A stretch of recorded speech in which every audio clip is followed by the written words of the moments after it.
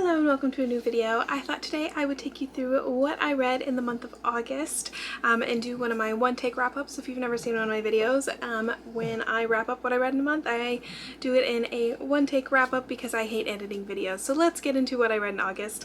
I didn't read a lot of books in August, but I had a really good reading month because I loved everything that I read. So first, I listened to Wedding Cake Crumble, which is the 10th book in the Cupcake Bakery mystery series by Jen McKinley. Love this series. I just only read one of these this month because I wasn't in the mood for audiobooks just in general, and that's how I've been reading all of these is audio. So loved this one. It was really cute, lots of fun drama, and unexpected mystery, so had a lot of fun with that one. I finished that at the very beginning of the month, so it's been a while, so I don't remember it as well, but excited to continue this series. I just haven't gotten back to it because I just haven't been listening to much of anything. Next, I read Night Shift by Annie Crown, which was a really cute new adult romance. It is college students. It is like quiet, bookish girl and like star basketball player. Super fun, very funny. They have really good chemistry. My only complaint is that it was a really short book. Like it was only 200 something pages. Let me look. I've got my Goodreads here. Yeah, 283 pages. So I do feel like it could have benefited from being a longer book, like not that much longer, like 60 pages. Just to develop the characters a little bit more. I think that would have been enjoyable. But regardless, I still really liked the characters, and it was a book that like I couldn't put down. I like really enjoyed the characters and their conversations and just everything. I thought it was really good. And just like the library like setting and like the bookish heroine, it was just a lot of fun and I really liked them. Next, another romance. I read People We Meet on Vacation by Emily Henry. I did really like this one. It is a friends to lovers, which is one of my favorite tropes. My other prose, characters who actually went to therapy, that was fun. Really needed in Emily Henry books, and hasn't happened much thus far that I've read from her, but it was a really funny book, and I just loved the characters' chemistry and like relationship because they have so much history.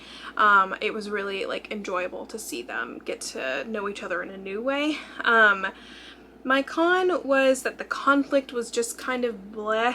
Like I from the beginning didn't see a big reason why they weren't together. Like it just didn't really make sense. And then it was like the, oh well, they're with other people, like kind of wrong or like right person wrong time kind of thing, which is okay but not my favorite.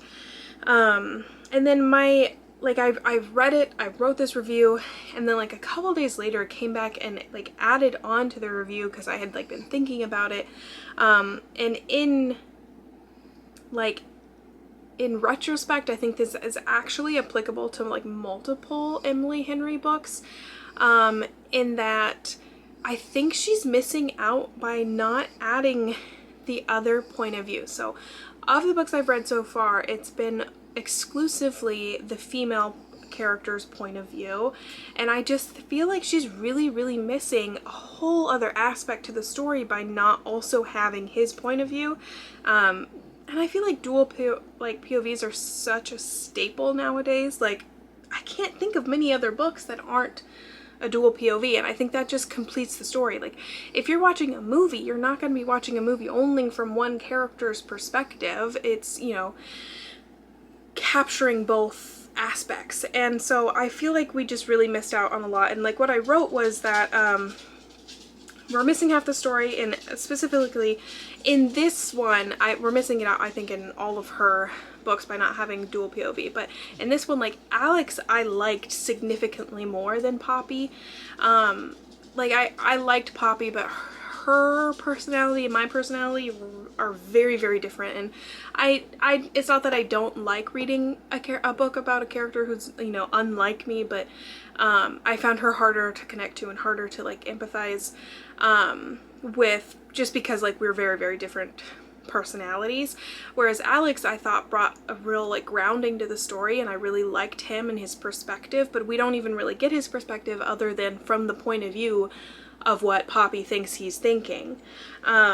So I wish that we'd gotten to see more from Alex, and also I think it would have just made the romance between them that much more significant, because he's the one that's loved her all this time. 10 years of yearning. If we had gotten to see even a little bit of that, I think it would have made the payoff so much better. So with all of that kind of added, I did give this one a 4 stars just because the potential is there. I just think we're missing out on the dual point of view. And I know that's like, my dog is trying to eat the fake flowers I use for my Bookstagram photos. So while I guess it's a writing choice, but I think it's the wrong choice. I think we should have more of both perspectives. So, and then lastly, I read my best books of the year.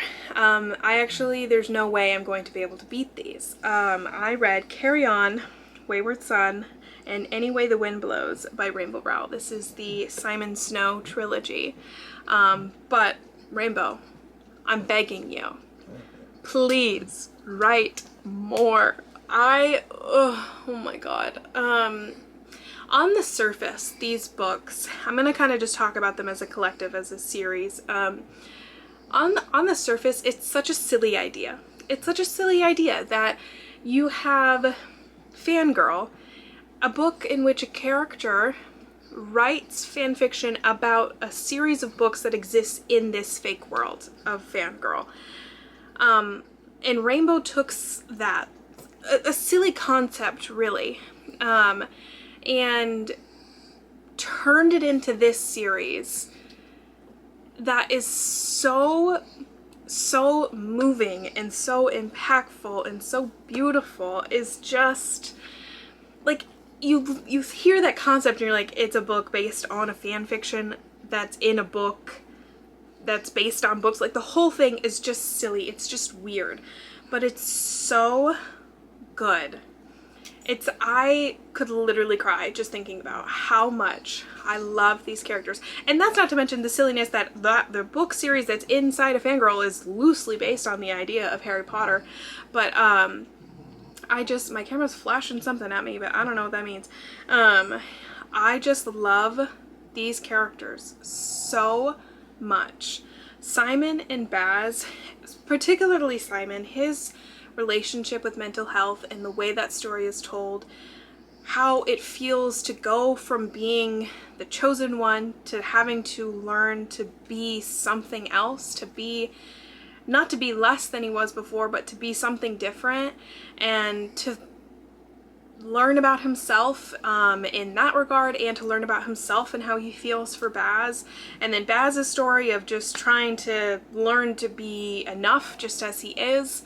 And Penelope too, her learning to be a friend to these people and to learn just how to be friends and how to interact with the world and everything that comes after school. I love these books. My camera cut me off because I spent so long talking about Simon and Baz, so I suppose I'll take that as my cue to move on and close out this video. But I truly cannot emphasize enough how much these characters have meant to me and how much I love them and their story, and that it doesn't have to be some grand big plot line, some defeating some big evil. Sometimes it's just learning how to move on and learning how to get up and get out of bed and learning how to survive day to day, not just to survive but to live. So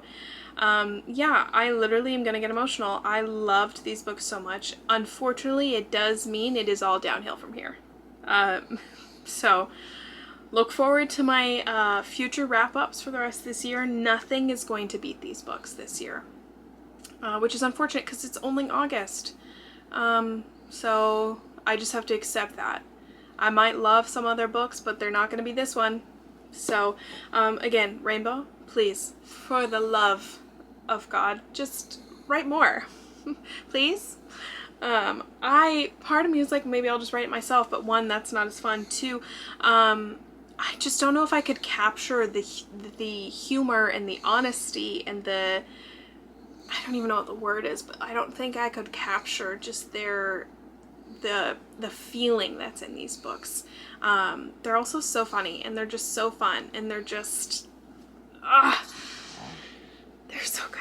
They're so good. So yeah, pretty eventful reading month because I read the best books of the year. So that's fun, I guess. I hope you enjoyed. Like, share, subscribe, all that fun stuff. I upload booktube content and other stuff every Sunday, so I will be seeing you guys next week. Bye!